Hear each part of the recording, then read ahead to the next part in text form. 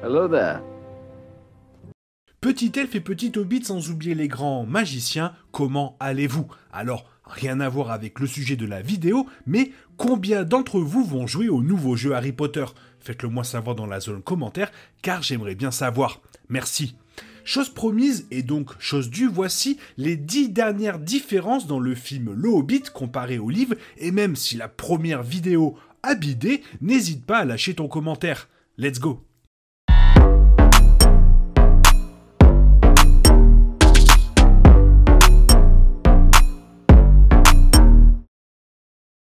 Les films du Seigneur des Anneaux de Peter Jackson ont contribué à donner vie à certains des plus grands livres fantastiques jamais écrits de manière époustouflante. Les films Hobbit reprenant une grande partie de cette même magie. Le préquel enchanteur de Tolkien pour le Seigneur des Anneaux est un classique fantastique bien aimé et apprécié dans le monde entier. Un charmant mélange de contes de fées et d'épopées, Le Hobbit est un livre qui a contribué à façonner le genre fantastique et à inspirer d'autres créateurs à se lancer dans leurs propres quêtes et aventures, y compris les goûts de Peter Jackson. Et alors que la dernière fois je vous proposais les 10 premières différences sur les 20 en question, voici les 10 dernières différences entre le film Le Hobbit de Peter Jackson et le matériel source de Tolkien. Et croyez-moi, certaines vont vous laisser sans voix. Commençons avec le prologue. Le monde du Seigneur des Anneaux est particulièrement complexe, c'est pourquoi le prologue de la communauté de l'anneau était efficace. Le public a reçu quelque chose de très similaire au début du Hobbit, et même si cela ne s'est pas produit dans le livre, cela a en fait aidé à établir le récit pour aller de l'avant. La tradition de la Terre du Milieu a été construite dans de nombreux livres avec de nombreux détails intéressants n'apparaissant que sous la forme de notes de bas de page. Avec une telle source d'informations détaillées, ces prologues ont contribué à créer une exposition et à attirer davantage le public dans le magnifique monde fantastique.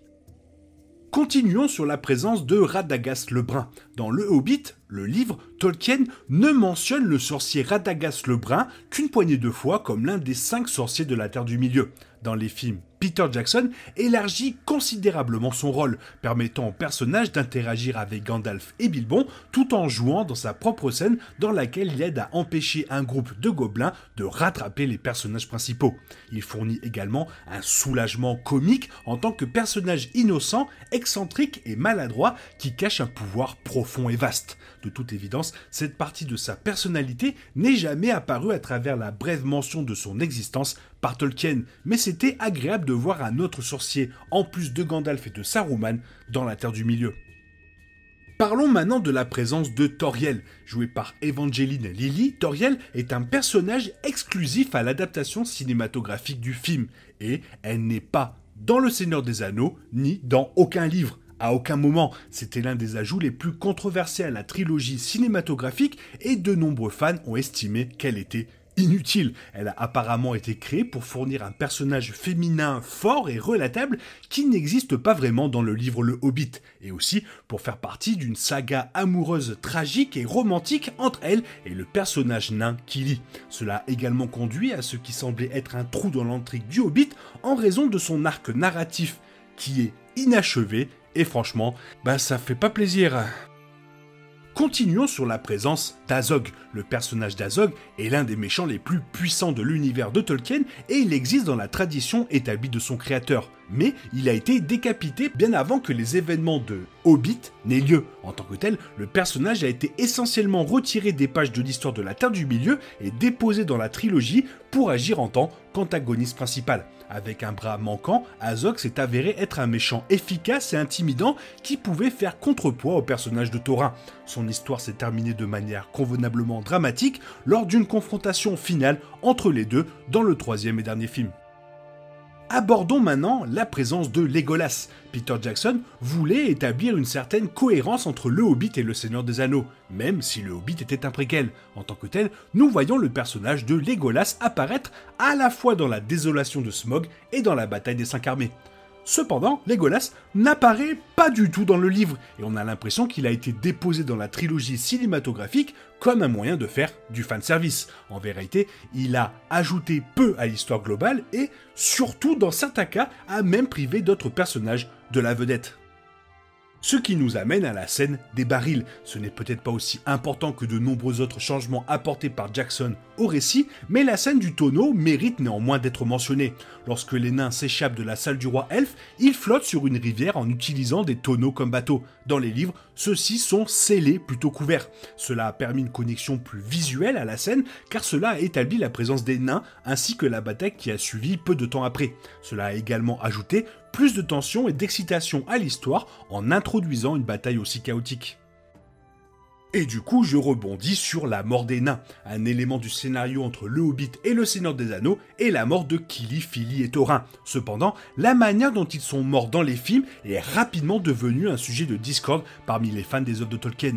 Les films montrent les trois massacrés assez brutalement lors d'un combat avec Azog et ses orques. Le livre les trouve en train de se lancer dans une bataille à laquelle ils savent qu'ils ne survivront pas, mourant en héros courageux. C'est presque fini, mais parlons du caméo de Frodon. L'un des moments les plus inutiles du Hobbit a été l'apparition d'Elijah Wood dans le rôle de Frodon. Cela s'est produit lorsque Bilbo lui a raconté une version très approximative de ses aventures originales.